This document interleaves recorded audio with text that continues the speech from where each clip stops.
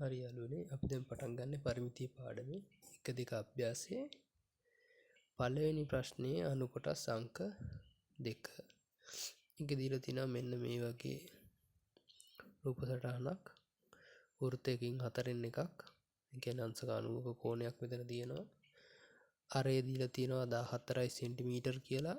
මේකේ පරිමිතිය හොයන්න තමයි තියෙන්නේ. එතකොට අපි මුලින්ම කරන්න ඕනේ මේකේ ඡාප කොටසේ දිග හොයා ගන්නවා. ඡාප දිග සමානයි 360න් මේ කෝණේ අංශක 90යි ගුණ කරනවා 2 5 r වලින්. එතකොට මෙතන ගත්තොත් 91යි 360ට 90 4යි. මෙතනට දෙකේ ඒවා 1යි දෙකේ ඒවා 2යි.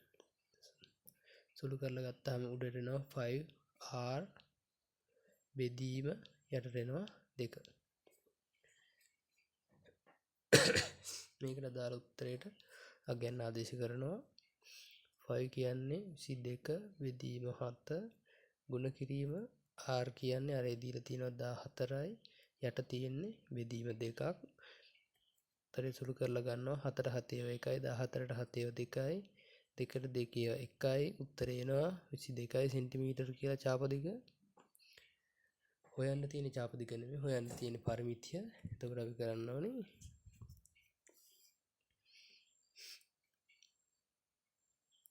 පරිමිතිය සමානයි ඡාප දිග එකතු කිරීම දෙවරක් අරය. ඡාප දිග 22යි දෙවරක් අරේ තියෙන්නේ 14යි දෙවරක් 14 28යි